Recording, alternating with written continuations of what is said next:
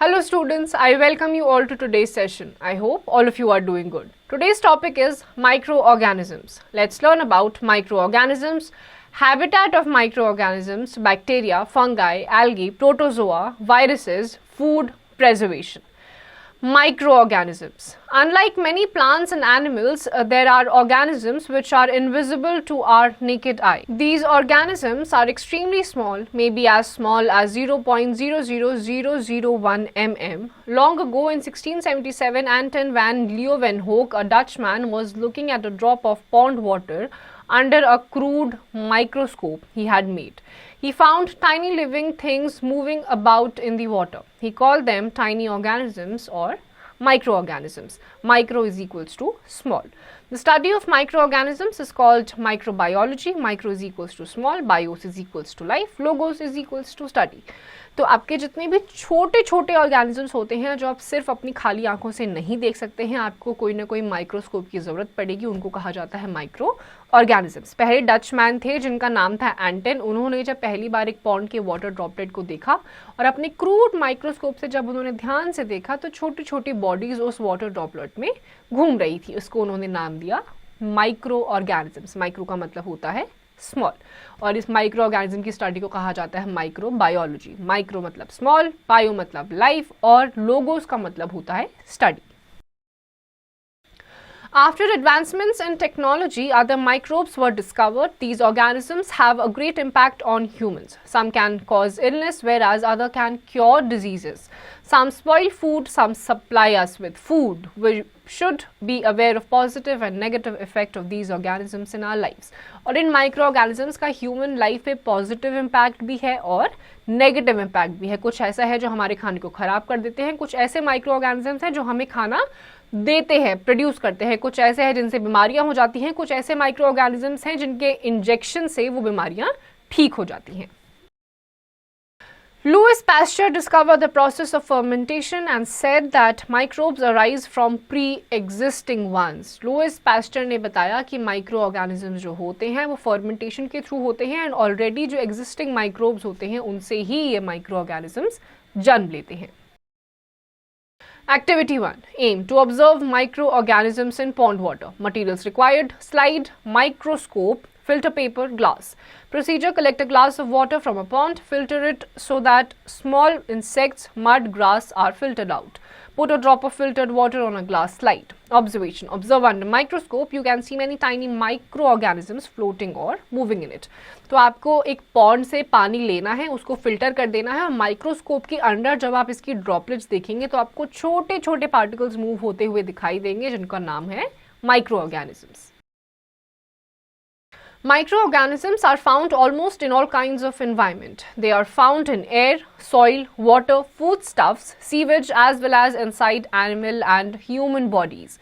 They are even present in deep oceans, in snow at polar regions, and in hot springs. Microorganisms are found everywhere. There are a variety of microorganisms found in the Earth's crust, and these can be classified as follows. तो आपके जो micro organisms होते हैं वो ठंडे, बारिश वाले reason में, गर्मी वाली रीजन में, बर्फ वाली रीजन में हर जगह पाए जाते हैं. Microorganisms plural: bacteria, fungi, algae, protozoa, viruses. Singular: bacterium, fungus, algae, protozoan, virus. तो ये आपके माइक्रो ऑर्गेनिजम्स हैं, इनके सिंगुलर और प्लूरल फॉर्म्स यहाँ पर आपको गिवन है. Habitat of microorganisms. Microorganisms are found everywhere. Therefore, they can live in all types of habitats. Their habitats can be any, all of the following. तो आपके जो microorganisms होते हैं इनका एक particular location नहीं होता है, कहीं भी आपको मिल सकते हैं या फिर हर जगह आपको मिल सकते हैं. Air, water including hot spring water and ice cold water, salty sea water, soil including the soil of deserts and marshy lands, dead and decaying organic matter, inside the body of animals, humans. Parasites live both outside and inside the body of other organisms. तो ये आपके air में होते हैं, water में होते हैं, human body में होते हैं, एनिमल बॉडी में होते हैं. पैरासाइट्स जो होते हैं वो बॉडी के अंदर भी पाए जाते हैं, बॉडी के बाहर भी पाए जाते हैं. तो आपके जितने ही माइक्रो ऑर्गेनिजम्स होते हैं वो आपको हर जगह में दिख सकते हैं, मिल सकते हैं. Fact file: Microbes were the first living organisms to appear on Earth. Leeuwenhoek, called the father of microbiology, was the first to describe the shape of bacteria found in rainwater and saliva. तो आपके जो micro organisms है हर जगह पाए जाते हैं. पहले जो इंसान थे वो थे लीवेनहोक, जिनको फादर ऑफ माइक्रोबायोलॉजी भी कहा जाता है, जिन्होंने रेन वाटर के में जो माइक्रो ऑर्गेनिजम्स होते हैं और सलाइवा में जो माइक्रो ऑर्गेनिजम्स प्रेजेंट होते हैं उनके बारे में बताया था. Do you know the organisms which are too small to be seen by the naked eyes and can be seen only through a microscope are called microorganisms or microbes? A microorganism may be unicellular or multicellular. Microorganisms can be found in air, in water, in soil, in desert, in marshy lands, and also inside the bodies of other living organisms. 5 major groups of microorganisms are bacteria, fungi, algae, protozoa, and viruses. तो आपके जो micro organisms होते हैं वो unicellular भी हो सकते हैं, मल्टी सेलुलर भी हो सकते हैं और ये दूसरी ह्यूमन बॉडी या किसी और लिविंग ऑर्गेनिजम्स में भी पाए जाते हैं. 5 आपके मेजर टाइप के ऐसे माइक्रो ऑर्गेनिजम्स होते हैं: bacteria, fungi, algae, protozoa and viruses. Do it. Now answer the following questions. 1. Name the scientist who first observed microscopic plants and other organisms with the help of a microscope. Number 2. Name 3 habitats of microorganisms. Number 3. By what name is the hard outer covering on a microorganisms called? 4. Show the classification of microorganisms on a chart. तो ये 4 कुछ questions हैं जिनके बारे में अभी हमने पढ़ा और इसके answers आपको खुद से देने हैं. Bacteria. Of all the microorganisms, bacteria are the most abundant. Bacteria are the simplest of all living organisms. Habitat. Bacteria exist almost everywhere in the air, in water, in soil, in food products and also in the bodies of other living organisms.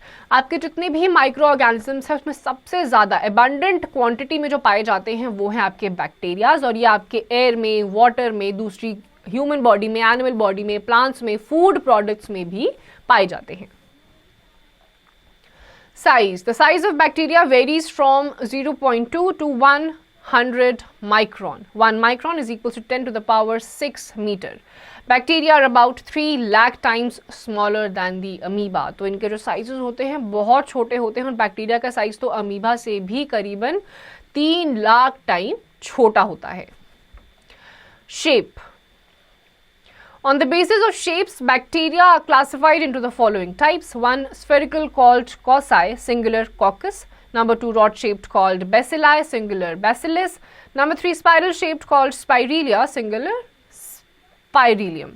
तो आपके जो shapes होते हैं bacteria के उनके basis पे भी उनका नेम दिया गया है. जो उनकी क्लासिफिकेशन है, नेम है, वो उनके जिस तरीके का उनका शेप होता है उसकी बेसिस पे उनको नाम दिया गया है. Number 4. Comma shaped called vibrio. Structure. Bacteria are single celled organisms but can exist as a chain or a group of cells. A bacterial cell possesses a hard cell wall but does not have a nucleus. The nuclear material lies scattered in the cytoplasm of the cell. जो bacteria होता है single celled organisms होता है, इसके बीच में बिल्कुल एक nuclei होता है जहाँ पे इसका मेन जितना भी पोर्शन होता है वो प्रेजेंट होता है. साइटोप्लाज्म ये सारे इनके न्यूक्लियस वाले रीजन में प्रेजेंट होते हैं. Many bacteria such as typhoid causing bacterium possess cilia and flagella which help them in moving. तो टाइफॉइड कैरिंग बैक्टीरिया जो होते हैं इनमें सीलिया और फ्लैगिला होते हैं जो इनको मूव करने में हेल्प करते हैं. Nutrition. Most bacteria cannot make their own food. However, some bacteria can prepare their food by a process similar to photosynthesis. Generalized structure of a bacterium is shown below. तो बहुत सारे bacteria ऐसे होते हैं जो अपना खाना खुद नहीं बना सकते हैं, लेकिन कुछ ऐसे भी होते हैं जो दूसरे की मदद से अपना खाना बना लेते हैं. Number 1. Fimbria, often absent, possibly for adhesion to surfaces. Number 2. Viscous capsule, often absent, composed of a variety materials, usually carbohydrates. Size and nature may be affected by environment for protection against desiccation, etc., and possibly food storage. Number 3. Rigid cell wall gives shape to the bacterium, must be present for growth and reproduction, composed of a variety of material but not cellulose. Number 4. Semi-permeable plasma membrane. Number 5. Cytoplasm containing food stores, example glycogen, fats and in some bacteria dissolved pigments. Number 6, nuclear material scattered in small separate areas. Number 7, flagellum often absent for locomotion. तो आपके जो general structure होता है bacteria का उसमें फाइबेरियम usually absent होता है. ये माना जा सकता है कि आपके सरफेस के साथ स्टिक करने के लिए हेल्प करता है. दूसरा आपका विशस कैप्सूल है, ये भी यूजुअली आपका एब्सेंट होता है. ये रिप्रोडक्शन के लिए हेल्प कर सकता है या फिर प्रोटेक्शन के लिए. उसके बाद रिजिड सेल वॉल आती है, सेमी परमिएबल प्लाज्मा मेम्ब्रेन होती है, साइटोप्लाज्म होता है जिसमें आपका फूड स्टोरेज होता है. ये सारी चीजें एक सेल में या बैक्टीरिया में आपको देखने को मिलती ही मिलती हैं. Some bacteria obtain their nutrition from dead and decaying matter. Such bacteria are called saprophytes. तो ऐसे जो बैक्टीरियाज होते हैं जो दूसरे dead and decayed plants and animals से अपना फूड कंजम्पशन करते हैं उनको कहा जाता है saprophytes. Some other bacteria obtain their nutrition from the body of some other organisms called host. Such bacteria are called parasitic. ऐसे organisms जो अपनी host body यानी कि जिस body पे वो होते हैं उनसे ही अपना food consume कर लेते हैं, इन्हें कहा जाता है parasitic.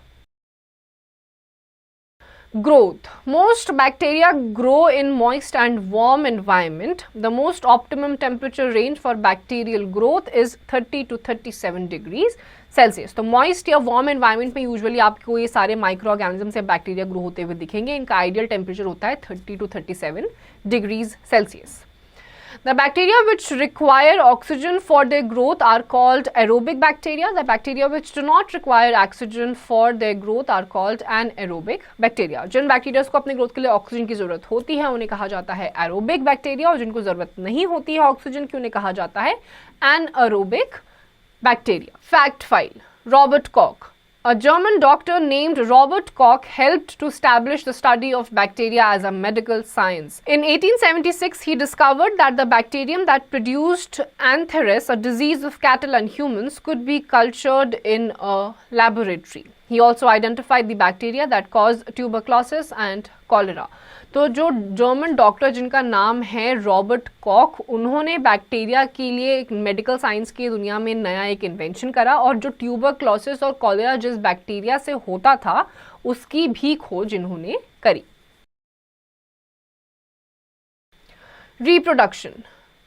Bacteria normally reproduce by binary fission. Under favorable conditions, sexual reproduction is also observed. A bacterial cell grows in size and then the division of its nuclear material and cytoplasm takes place and two new cells called daughter cells are formed.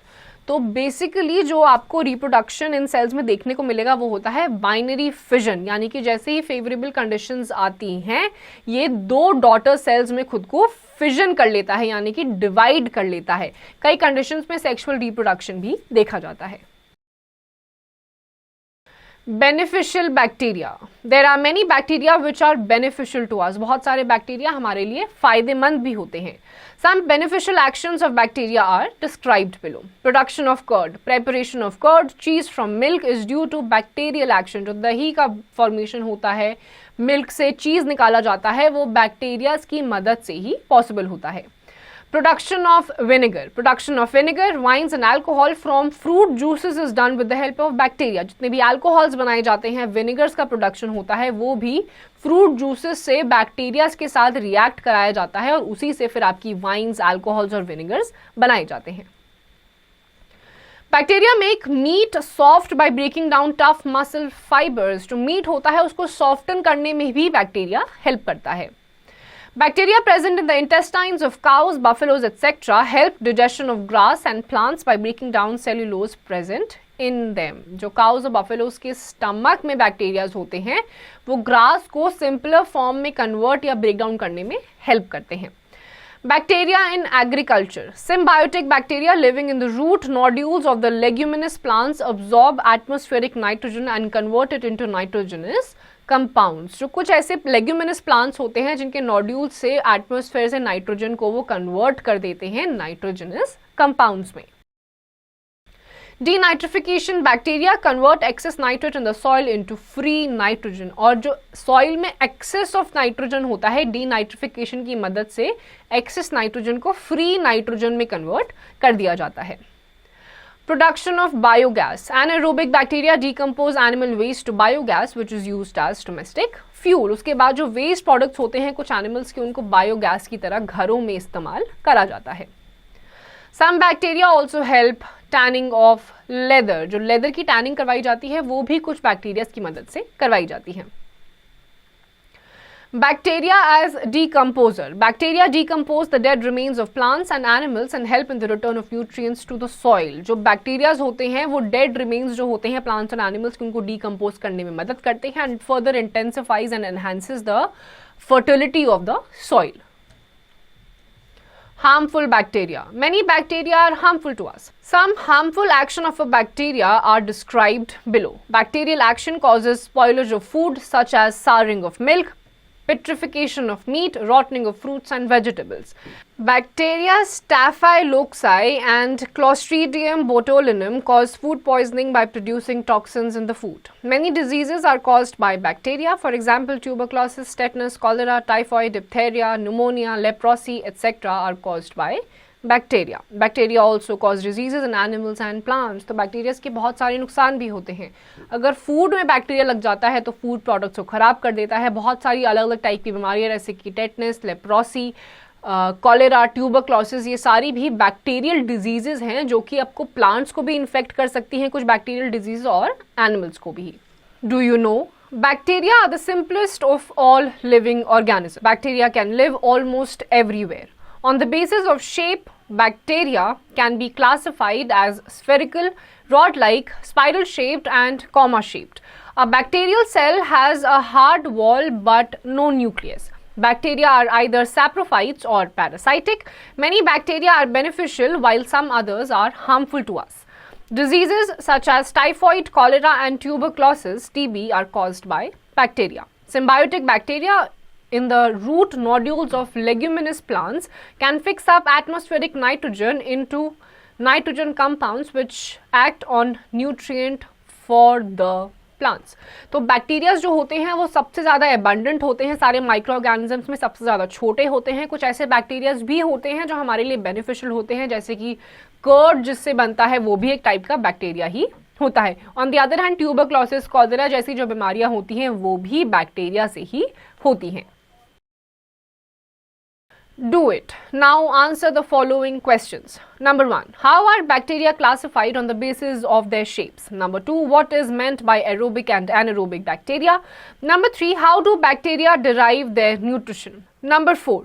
Mention 2 beneficial actions of bacteria. Number 5. Which bacterium causes food poisoning? Number 6. Name the diseases caused by bacteria. तो ये कुछ questions हैं जिनके answers आपको खुद से देने हैं। Fungi. Fungi, singular fungus, are plant-like organisms which do not contain chlorophyll. Mushrooms, puffballs and toad balls are big enough to be seen with naked eyes. Many molds and yeasts are very small and can be seen only with a microscope. Some fungi are harmful whereas some others are beneficial for us. तो fungi जो होते हैं singular form में इनको fungus कहा जाता है। ये प्लांट लाइक स्ट्रक्चर्स होते हैं विदाउट एनी क्लोरोफिल। कुछ ऐसे भी होते हैं जैसे कि मशरूम्स, टोड बॉल्स जो कि इतने बड़े होते हैं कि आप नॉर्मल अपनी आइज से देख सकते हैं। ऑन द अदर हैंड कुछ यीस्ट वाले फंगस होते हैं जो आप नॉर्मल आइज से नहीं देख सकते। Kinds. Fungi consists of two main groups of organisms, yeasts and molds. Yeasts are one-celled whereas molds are multicellular. Yeasts can be stored in dry form, powder or tablet up to 4 years. Yeasts get destroyed in a few minutes when heated to about 60 degrees Celsius. Yeasts are disseminated by insects, air and dust particles. Iodine stains yeasts to reddish brown. Fungi basically आपके दो type के होते हैं, एक होते हैं yeasts, दूसरे होते हैं molds. इन दोनों में अलग अलग टाइप का फर्क होता है। yeast जो होते हैं अगर 60 डिग्री सेल्सियस तक इनको हीट अप कर दिया जाएगा तो ये वहीं पर खत्म हो जाते हैं, whereas molds जो होते हैं वो खत्म नहीं होते हैं। Iodine stains जो होते हैं वो yeast से ही reddish से brown कलर के हो जाते हैं। Habitat. Fungi may be present anywhere from deserts to very cold places. However, they grow best in dark, warm and damp places. Fungi can be easily found on stale bread, damp clothes, leather shoes, wooden furniture, etc. जो fungi होते हैं वो desert वाले area से लेकर थोड़े जो cold regions होते हैं वहाँ पे पाए जाते हैं, लेकिन सबसे ज़्यादा ये जो डैम्प, डार्क, वार्म प्लेसेस होती है वहाँ पे सबसे ज़्यादा देखे जाते हैं। एंड जो आपकी स्टेल ब्रेड्स होती हैं, खराब ब्रेड होती हैं, उसमें भी आपको फंगस जो होता है वो दिखाई दे सकता है। Structure. The simplest fungi such as yeast are unicellular. Higher fungi such as molds are multicellular. Like plant cells, the cell is fungi has a wall made of cellulose. The nucleus and other organelles remain suspended in cytoplasm. जो simplest fungi होते हैं like yeast, ये single cellular होते हैं, nucleus होता है, इनकी wall like structure होती है जिसे cellulose कहा जाता है, और बाकी सारे जो organelles होते हैं वो cytoplasm में ही suspended होते हैं, यानी कि freely घूमते रहते हैं. Yeast is a tiny unicellular fungus that form colonies. The size of yeast ranges from 5 to 10 microns. जो yeast होते हैं फंगस की ही कैटेगरी होती है, ये छोटे छोटे होते हैं, कॉलोनीज का फॉर्मेशन करते हैं and their sizes ranges from about 5 to 10 microns. Yeast may be aerobic or anaerobic. Yeast cells may be spherical, elliptical or cylindrical in shape. Yeast cell has a cell wall, cytoplasmic membrane, nucleus, large vacuole, a large number of granules and fat globules. जो yeast होते हैं वो aerobic भी हो सकते हैं, anaerobic भी हो सकते हैं, इनकी शेप इलेप्टिकल भी हो सकती है, सिलेंड्रिकल भी हो सकती है, या फिर अलग किसी और शेप में भी आप इनको देख सकते हैं. इसके अलावा इनकी साइटोप्लाज्मिक मेम्ब्रेन होती है, सेलुलोज होते हैं और साइटोप्लाज्म भी इनमें प्रेजेंट होता है. Molds are multicellular and have filament-like appearance. The size of molds ranges from 2 to 10 microns. The cotton-like threads of molds are called mycelium, whereas each single thread is called hypha. जो आपके molds होते हैं, they are multicellular organisms. इनका filament-like का appearance होता है और इसका size 2 से 10 microns के बीच में देखा गया है. Some molds such as mushrooms are even a few centimeters long. Molds are aerobic. और कुछ ऐसे molds भी होते हैं जैसे mushrooms जो थोड़े से लंबे होते हैं, and जितने भी molds होते हैं वो aerobic होते हैं, यानी कि उनको ऑक्सीजन की रिक्वायरमेंट होती है. Nutrition.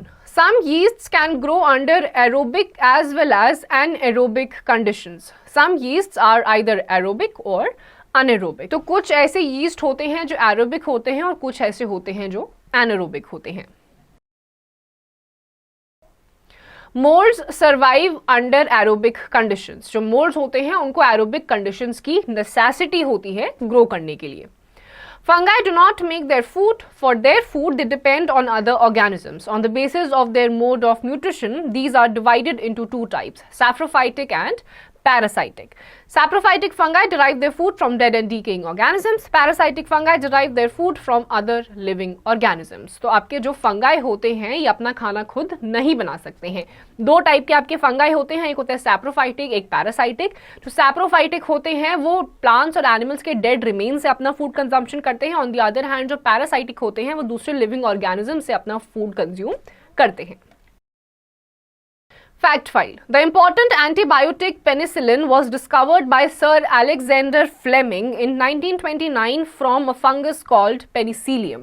तो आपका जो पेनिसिलिन है वो डिस्कवर किया गया था by Sir Alexander in 1929. Reproduction. Fungi reproduce both by asexual and sexual methods. In asexual reproduction, fungi reproduce by binary fission, budding or by spore formation. तो फंगाई जो होते हैं वो सेक्सुअल तरीके से भी रिप्रोड्यूस करते हैं and they reproduce through asexual veg also. दोनों तरीके से करते हैं.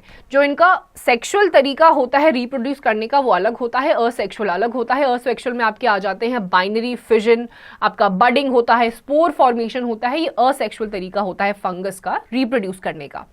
Yeasts reproduce by budding, whereas molds, mildews and mushrooms reproduce mainly by spore formation. जो yeast होते हैं वो usually budding के तरीके से reproduce होते हैं. On the other hand जो mushrooms होते हैं वो spore formation से form होते हैं.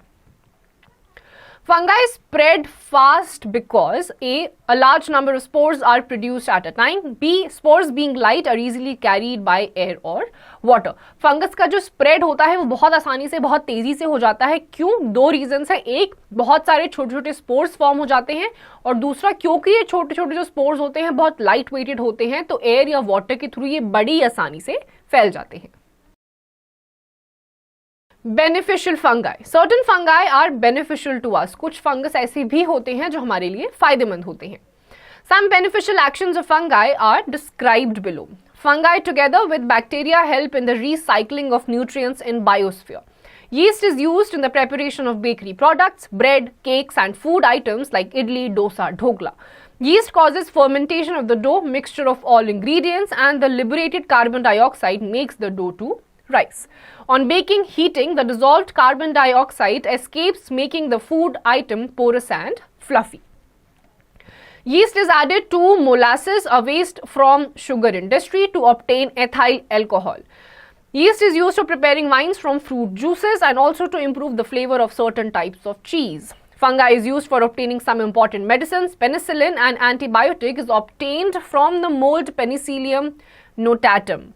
Certain fungi, its example mushrooms as such, are used as food materials. तो बहुत सारे जो फंगाई होते हैं वो हमारे लिए बेनिफिशियल होते हैं. जो आपके बेकरी प्रोडक्ट्स होते हैं, ब्रेड्स होते हैं, केक्स होती हैं, उनको फ्लफी बनाने के लिए फंगाई का इस्तेमाल करा जाता है. उसके अलावा कुछ ऐसे डोज होते हैं जिसमें आपको फर्मेंटेशन के लिए यीस्ट की ज़रूरत होती है, जो कि फर्दर आपके डो को राइज अप करने में हेल्प करती है और कार्बन डाइऑक्साइड इससे रिलीज हो जाता है. इसके अलावा जो शुगर इंडस्ट्री से भी वेस्ट प्रोडक्ट निकलता है, उसी से फंगाई की मदद से इथाइल अल्कोहल बनता है, और जो फ्रूट जूसेस से अल्कोहल का एक्सट्रैक्शन होता है वो भी बैक्टीरिया की मदद से ही करा जाता है.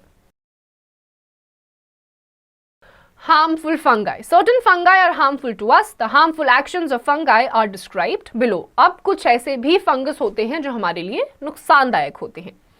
Fungi spoil food due to fermentation and due to the production of toxins and make it unfit for consumption. Fungi cause skin diseases in human beings such as athlete's foot, ringworm or eczema. Fungus causes a disease called aspergillosis in poultry. Fungi damage crops. For example, the blight disease in potato crop is a fungal disease. In this disease, cells of the potato tuber get destroyed and the leaves are dotted with brown spots. तो आपके एक fungus की वजह से बहुत नुकसान भी होता है. फर्मेंटेशन हो जाती है, इसकी वजह से यीस्ट के प्रेजेंस की वजह से हमारे फूड प्रोडक्ट्स में टॉक्सिन्स रिलीज हो जाते हैं, which makes the food unfit for our consumption. उसके अलावा बहुत सारी डिजीजेस भी हो जाती हैं, जैसे कि आपका रिंग वर्म्स हो गया, एथलीट्स फुट हो गया, एक्जिमा हो गया, ये भी फंगस की वजह से ही होता है. Algae. Algae are simple unicellular or multicellular green plants. They may be filamentous or branched but do not have roots, stem and leaves. Therefore, algae are described to have thallus-like structure. You can see algae as green sheet-like slippery mass floating on the surface of stagnant water. Algae जो होती हैं they are either unicellular और multicellular. ये filamentous या फिर branched हो सकती हैं, but they do not have any roots, stems और लीव्स. इसके अलावा जितने भी एल्गे होते हैं ये स्लिपरी शीट होती है, जो स्टैग्नेंट वाटर, इकट्ठा एक जगह पे वाटर होता है, जो मूविंग वाटर नहीं होता है, उसके ऊपर आपको ये थिन ग्रीन स्लिपरी टाइप की शीट दिखाई देगी. इसी का नाम है algae. Pigments. In addition to green chlorophyll, some algae possess blue, red or brown pigment. Based on the pigment, they are called green algae, Chlamydomonas, Volvox, Spirogyra, Ulothrix, etc. Blue-green algae, Nostoc, Anibena, etc. Red algae, Gelidium, Polysiphonia, etc. Brown algae, Sargassum ficus, laminaria etcetera. तो आपके जो अलग अलग type के एल्गेज होते हैं वो आपको रेड, ब्राउन ऐसे कलर्स में भी दिखाई देंगे, और इनके कलर के बेसिस पे ही इनका अलग अलग नाम है जो नीचे आपको दे रखा है. Green algae, blue green algae, red algae, brown algae, इन सब के अलग अलग जगहों पर अलग अलग नामों से जाने जाते हैं. Occurrence. Algae are mostly aquatic, both freshwater and marine. Hence, they are called grass of water. On the land, they are found in damp places, forming a slippery green layer on moist soil or moist rock surface. जो algae होते हैं mostly aquatic होते हैं. ये आपको जो river या water bodies के पास रॉक्स होते हैं उसके ऊपर ये पतली सी शीट आपको फॉर्म होते हुए दिखाई देगी. Protozoa. Protozoa are single-celled organisms having animal-like characteristics. The word protozoan means the first animal. Protozoa can move from place to place. They can capture and eat food. Protozoa do not possess cell wall. जो protozoa होते हैं they are single-celled organisms having animal-like characteristics. ये एक जगह से दूसरी जगह पर भी बड़ी आसानी से मूव कर सकते हैं और अपना खाना भी इसी तरीके से ये कैप्चर करते हैं. Nutrition. Algae are autotrophs as they contain chlorophyll and manufacture their food by the process of photosynthesis. जो एल्गी है दे आर ऑटोट्रॉफ्स, यानी कि इसमें क्लोरोफिल प्रेजेंट होता है जिसकी वजह से ये फोटोसिंथेसिस के प्रोसेस से अपना खाना खुद बना सकते हैं. Reproduction. Algae reproduce asexually by fission, fragmentation and spore formation. Sexual reproduction occurs by forming flagellated male and female gametes. तो एल्गे में रिप्रोडक्शन मेनली असेक्सुअल तरीके से होता है जिसमें आपका fission, fragmentation and spore formation के मेथड्स आ जाते हैं. सेक्सुअली भी ये कर सकते हैं अगर इनके अलग अलग फ्रैगमेंट्स जो गैमेट्स होते हैं वो आपस में फ्यूज हो जाएं. Do you know excessive growth of algae in ponds, lakes or water reservoirs is called algal bloom. अगर किसी भी वाटर बॉडी में बहुत ज़्यादा algae का फॉर्मेशन हो जाता है तो उसे कहा जाता है algal bloom. The growing algae cover water surface, utilize oxygen dissolved in water and release carbon dioxide. This water becomes unfit for human use and for the survival of aquatic plants and animals. और जब किसी भी water body पे ये algae form हो जाता है तो सारा का सारा जो डिजॉल्व्ड ऑक्सीजन होता है वाटर में से कंज्यूम कर लेता है, कार्बन डाइऑक्साइड रिलीज कर देता है, which makes the water very unfit for the human consumption as well as for the plants and animals to survive in that water body. Habitat. Protozoa are rarely found in colonial form. Protozoa live in fresh water, marine water, sea, on animals and plants, on decaying organic matter and in the soil. Free-living protozoa are found in polar regions and on very high mountains. Some protozoa live in or on other living beings. तो आपके जो प्रोटोजोआज होते हैं ये colonial form में रहते हैं. Usually आपको ये हर टाइप के ऑर्गेनिज्म में दिखाई देंगे. आपको ये पोलर रीजन्स में भी दिखाई देंगे, हाई माउंटेन्स में भी फ्रीली दिखाई देंगे. इसके अलावा जो दूसरे लिविंग ऑर्गेनिजम्स होते हैं उसमें भी प्रोटोजोआ अपना हैबिटेट बना लेते हैं. Size of protozoa ranges from 2 to 200 microns. जो प्रोटोजोआ का साइज होता है it ranges from about 2 to 200 microns. Nutrition. The protozoa except Euglena cannot make their own food. तो एक ही प्रोटोजोआ है जिसका नाम है euglena. Apart from Euglena, all the protozoas cannot make their own food. अपना खाना खुद नहीं बना सकते. They obtain nutrition in the following ways. A. Some protozoa obtain their food from dead and decaying matter. Such protozoa are called saprophytes. B.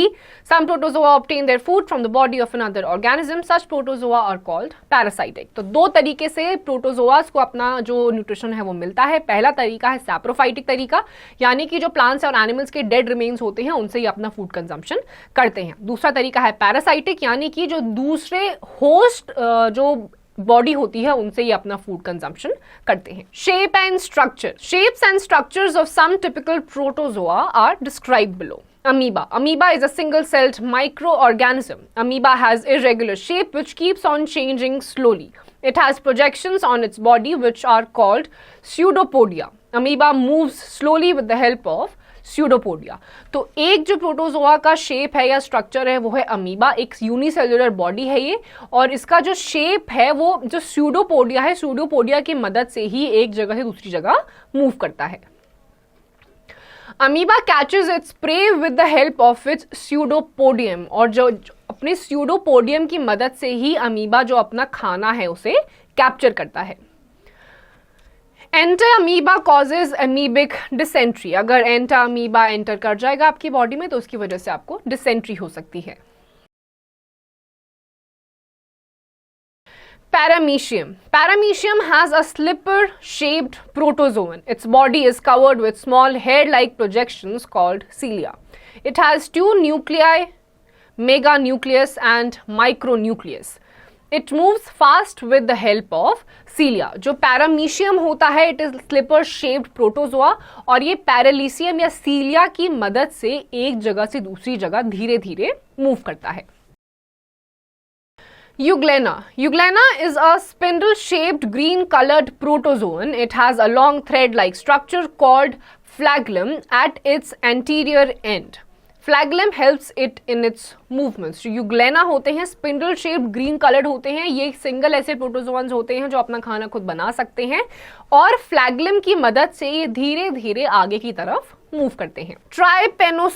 Trypanosoma is a parasite protozoan. It lives in the blood stream of humans and cattles. A membrane like structure on its side helps it in moving. उसके बाद जो ट्राइपेनोसोम आता है, ये एक parasitic protozoan होता है और इसकी जो स्ट्रक्चर होती है, मेम्ब्रेन लाइक स्ट्रक्चर होती है इसके वॉल्स पे, जो इनको मूव करने में हेल्प करती है।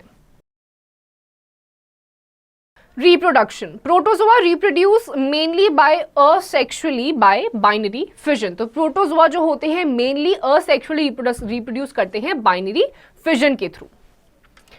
Beneficial protozoa. Some protozoa are beneficial to us. The beneficial action of protozoa are described below. Some unicellular protozoa, zooplankton, act as a link in aquatic food chains. Protozoa feed themselves on fungi and bacteria which decompose organic matter. Thus, protozoa play an important role in the final degradation of organic waste. तो काफी सारे protozoa ऐसे भी होते हैं जो हमारे लिए बेनिफिशियल होते हैं। फॉर एग्जाम्पल, कुछ ऐसे प्रोटोजोआज होते हैं जो एक्वेटिक फूड चेन को मेंटेन करने में हेल्प करते हैं। दूसरी तरफ कुछ ऐसे प्रोटोजोआज होते हैं जो फंगाई और बैक्टीरिया पे फीड करते हैं, which further helps us to fertile our soil. हमारे सॉइल को और फर्टिलिटी बनाने के लिए ऐसे आपके प्रोटोजोआज की जरूरत होती है जो फंगाई और बैक्टीरिया को किल कर देते हैं। Protozoa are used in research to study biological functions such as cell division, reproduction, etc. इसके अलावा रिसर्च स्टडी में भी यूज करे जाते हैं बायोलॉजिकल फंक्शंस में, जैसे कि cell division, reproduction, etc. Harmful protozoa. Some protozoa are harmful to us. और बाकी सारे माइक्रो ऑर्गेनिजम्स की तरह प्रोटोजोआ भी कुछ ऐसे होते हैं जो हमारे लिए फायदेमंद नहीं होते हैं। The harmful actions of protozoa are described below. Certain protozoa cause diseases in human and animals. Antiamoeba causes amoebic dysentery. The parasitic protozoan Trypanosoma causes a disease called African sleeping sickness in cattle and humans. तो कुछ ऐसे protozoa होते हैं जैसे कि एंटीबीमा, जो कि आपको डिसेंट्री कर सकते हैं, डिसेंट्री डिजीज हो सकती है। दूसरी तरफ कुछ ऐसे भी होते हैं जैसे ट्राइपेनोसोमा, जो कि कैटल्स में और ह्यूमंस में सिकनेस, स्लीपिंग सिकनेस की बीमारी को इंजेक्ट कर सकते हैं। Do you know protozoa are single-celled organisms having animal-like characteristics? Protozoa can move from one place to another, capture and eat food. Protozoa do not possess cell wall. Protozoa live in fresh water, seawater, soil and are also found on high mountains and polar regions. Protozoa except Euglena are either saprophytes or parasitic. Entamoeba causes amoebic dysentery. तो आपके जो protozoa होते हैं single cell organisms होते हैं, एक जगह से दूसरी जगह मूव कर सकते हैं और अपने खाने को बड़ी आसानी से कैप्चर कर सकते हैं। यूग्लेना के अलावा जितने भी आपके प्रोटोजोआज होते हैं वो सैप्रोफाइटिक होते हैं या फिर पैरासाइटिक होते हैं। यूग्लेना ही एक ऐसा है जो अपना खाना खुद बना सकता है। Do it. Now answer the following questions. 1. Mention 3 habitats of protozoa. 2. Name the protozoan which can make its own food. Number 3. How do protozoa obtain their food? Number 4. How do protozoa reproduce? Number 5. Draw a diagram of amoeba. तो ये सारे कुछ questions हैं जिनके answers आपको खुद से देने हैं। Viruses. Viruses are the sub-microorganisms that have the characteristics of both the living and non-living things. The names of viruses are derived from the name of the respective host or from the name of the disease caused.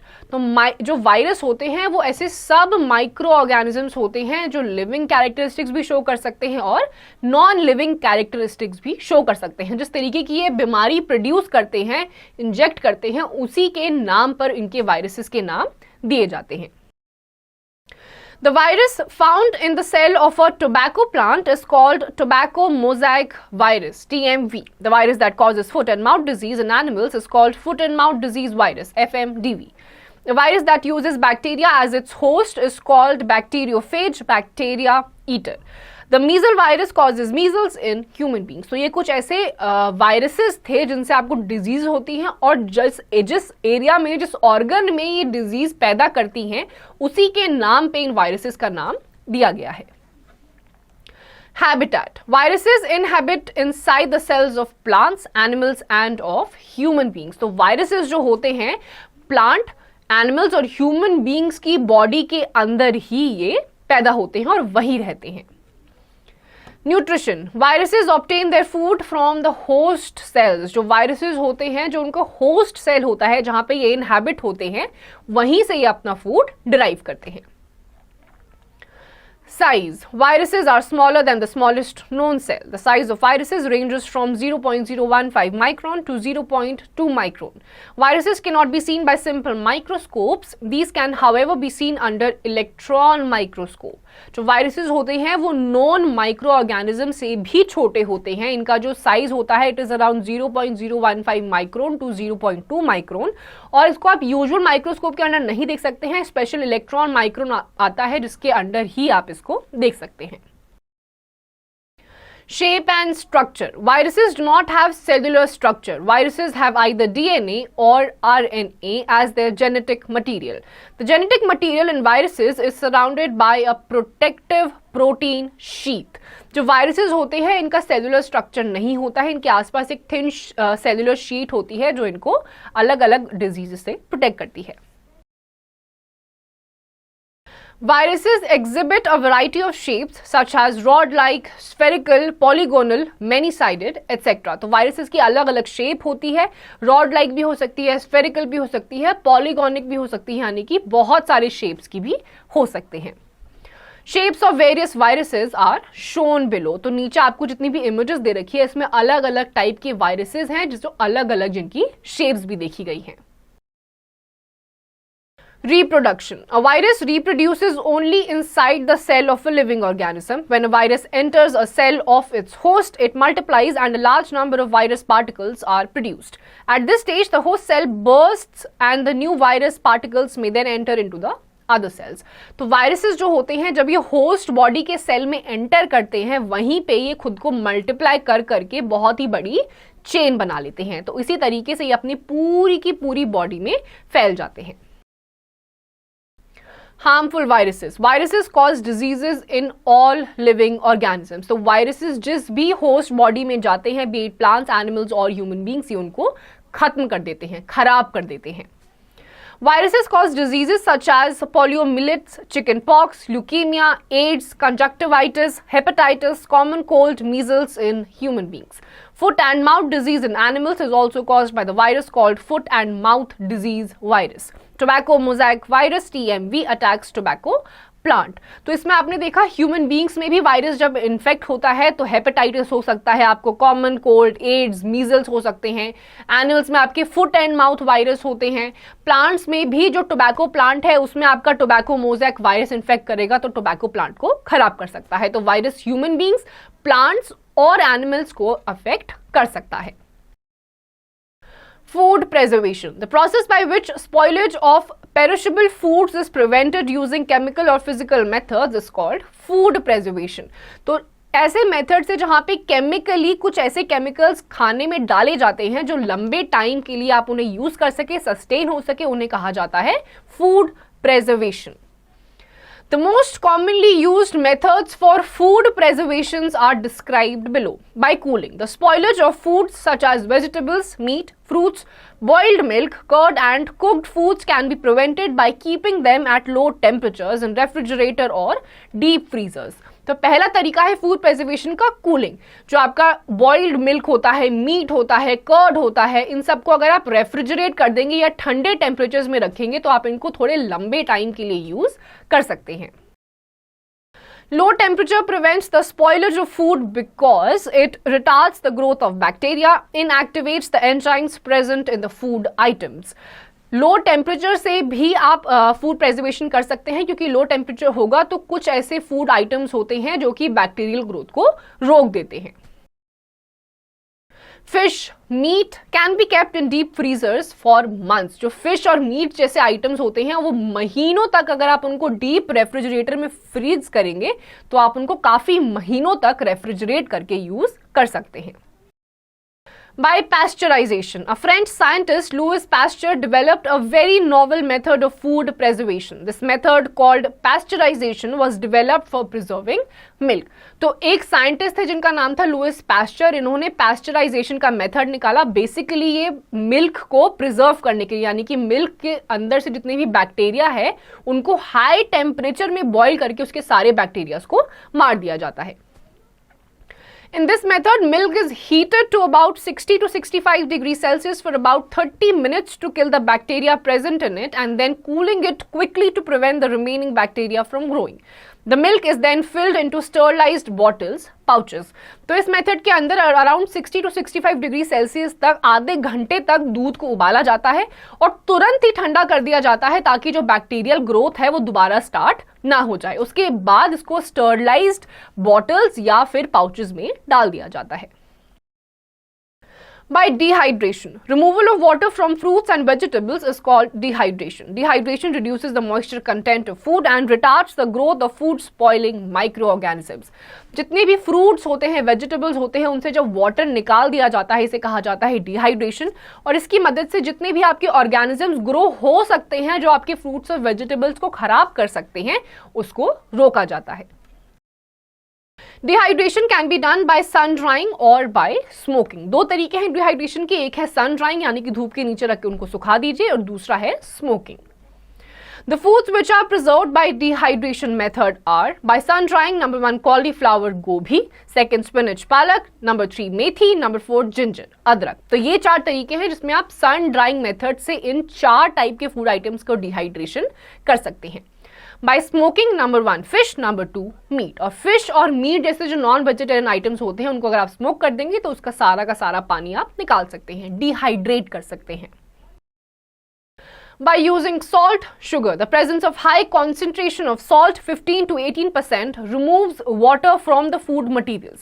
This retards the bacterial growth to prevent food spoilage. अगर 15 से 18% आप उसमें soil का concentration डाल देंगे अपने खाने में तो उसमें वाटर जो रिटेंशन है, वाटर है, वो सारा का सारा सॉल्ट अब्सॉर्ब कर लेगा, which will further retard the bacterial growth in that particular food item. High concentration more than 68% of sugar also retards the bacterial growth and prevents food spoilage. Extreme यानी कि high concentration, इसमें 68% से ज्यादा अगर आप किसी भी फूड आइटम में शुगर डाल देंगे तो वो भी बैक्टीरियल ग्रोथ को रोक देता है। Besides salt and sugar, vinegar, oil, citric acid, spices also act as food preservatives. Salt और शुगर के अलावा जो आपके सिट्रिक एसिड होता है, विनेगर होता है, ऑयल होता है, इन चीजों को भी फूड आइटम्स में डाला जाता है ताकि आपका जो फूड है उसे प्रिजर्व करा जा सके। By heating and canning, heating food at 110 degrees Celsius for about 30 minutes kills all food spoiling microorganisms. The food material heated to kill the germs when canned under vacuum remains safe for longer periods. 110 degree Celsius तक पहले खाने को boil करा जाता है, तुरंत ही उसके बाद वैक्यूम के थ्रू उन्हें कैनिंग कर दी जाती है, कैन में डाल दिया जाता है। इसकी मदद से भी काफी लंबे टाइम तक फूड को प्रिजर्व किया जाता है। By using chemical preservatives, food can also be preserved by using certain chemical substances which can kill the food spoiling microorganisms. उसके बाद सबसे आखिरी तरीका है केमिकल के थ्रू। आप कुछ फूड आइटम्स में केमिकल्स को भी इंजेक्ट कर देते हैं जिसकी मदद से जो माइक्रो ऑर्गेनिजम्स हैं अगर वो ग्रो होते हैं तो ग्रो होते ही या तो मर जाते हैं या फिर वो ग्रो ही नहीं होते हैं। This method of food preservation is called chemical preservation. A chemical substance which prevents the spoilage of food material by the food spoiling microorganisms in it is called a food preservative. Sodium benzoate and potassium metabisulfite are common food preservatives. और ऐसा तरीका जिसमें आपके food items में chemicals को डाला जाता है इनको फूड प्रेजर्वेटिव्स कहा जाता है। For example sodium benzoate and potassium metabisulphite, ये सारे के सारे आपके फूड आइटम्स में डाले जाते हैं, फूड प्रेजर्वेटिव्स की तरह ये काम करते हैं। Sodium benzoate is used for preserving fruit juices and squashes. Potassium metabisulphite is used for preserving cut fruits, jams, jellies etcetera. Sodium benzoate आपका फ्रूट जूसेस और स्क्वैशेस में यूज करा जाता है और पोटेशियम मेटाबाइसल्फाइड यूज करा जाता है कट फ्रूट्स, जेलीज और जैम्स में। Advantages of food preservation. Food preservation offers the following advantages. It decreases the food wastage, it increases the storage period, shelf life of perishable food materials, it ensures the availability of out of season food materials. तो food preservation के कुछ बहुत ज़्यादा फायदे हैं। पहला, खाने की बर्बादी रोकता है। दूसरा, शेल्फ लाइफ ये पेरिशेबल आइटम्स की बढ़ा देता है। अगर कोई चीज़ हफ्ते या 10 दिन चलनी होगी तो उसमें फूड प्रिजर्वेशन डालने की वजह से वो महीने, 2 महीने या उससे भी ज़्यादा चल सकती है। इसके अलावा जो आउट ऑफ सीजन मटेरियल्स होते हैं, जो आपको सिर्फ कुछ ऐसी चीज़ें होती हैं जो सिर्फ सर्दियों में मिलती हैं, वो फूड प्रिजर्वेशन की मदद से ही आपको गर्मियों में भी मिल सकती हैं।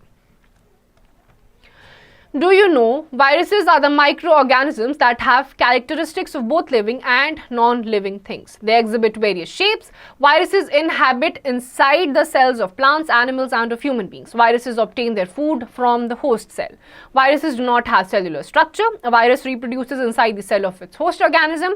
Viruses cause diseases such as poliomyelitis, chickenpox, AIDS, leukemia, common cold, etc. Foot and mouth disease in animals is also caused by a virus. Perishable foods can be preserved by storing at low temperature, pasteurization, dehydration using salt and sugar, heating and canning, and by using chemical food preservatives. जो viruses होते हैं वो micro organisms होते हैं, living organisms में ही ये देखे जाते हैं और ये जो होस्ट सेल होता है उनकी मदद से ये रिप्रोड्यूस करते हैं, मल्टीप्लाई करते हैं. वायरसेस जो जैसे आपके टोबैको प्लांट को भी एक वायरस होता है जो इन्फेक्ट कर सकता है, कॉमन कोल्ड होता है, एड्स होता है, ये भी वायरसेस की वजह से ह्यूमन बींग्स में देखा जाता है. एनिमल्स में भी फुट एंड माउथ वायरस होता है जो उनको डिजीज से इन्फेक्ट कर देता है. इसके अलावा बहुत सारे तरीके होते हैं फूड प्रेजर्वेशन के, जैसे कि pasteurisation, dehydration, heating and cooling, Canning. ये सारे तरीके हैं फूड स्पॉइलेज को रोकने के. Do it. Now answer the following questions. Number 1, what is the name of the virus which uses bacteria as its host? Number 2, name the habitats of viruses. Number 3, name the genetic material in viruses. Number 4, how do viruses reproduce? 5, name one disease each in humans, animals and plants caused by viruses. 6, name any 2 common preservatives which are used in kitchen.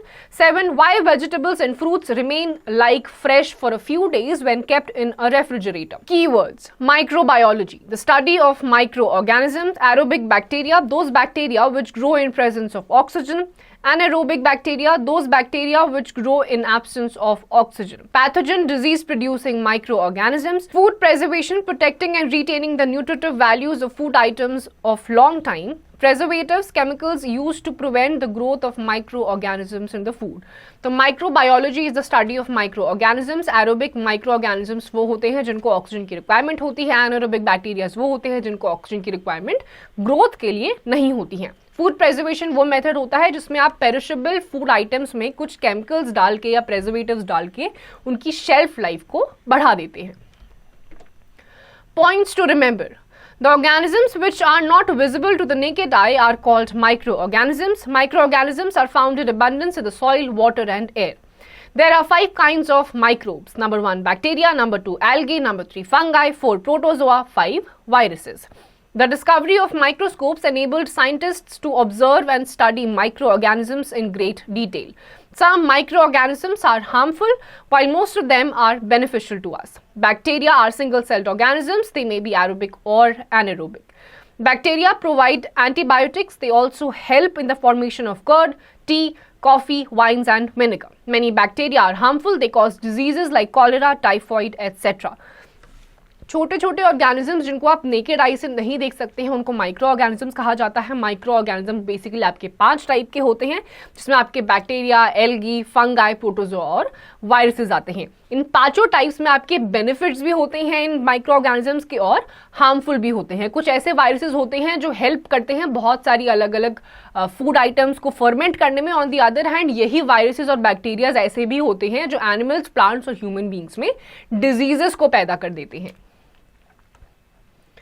Algae are simple plants containing chlorophyll and are non-flowering plant. Fungi are simple plants which lack chlorophyll. Fungi are of great economic importance. Yeast are used in the preparation of cake and bread. Mushrooms are eaten in their normal form. Fungi are also sources of antibiotics. Protozoa are unicellular organisms. Virus is the smallest known microbe. All viruses are parasites. They cause diseases like mumps, measles, polio, etc. Disease causing microbes are called pathogens. तो algae जो होते हैं these are the plants which are non-flowering और इसमें chlorophyll present होता है algae में और ये उसी की मदद से फोटोसिंथेसिस के प्रोसेस से अपना खाना खुद बनाते हैं. फंगाई जो होते हैं उसमें क्लोरोफिल नहीं होता है और ये जितने भी इनके होस्ट सेल होते हैं उनसे अपना खाना डिराइव करते हैं. तो students with this we come to the end of this chapter. इसकी जितनी भी एक्सरसाइजेज आपको खुद से करनी है.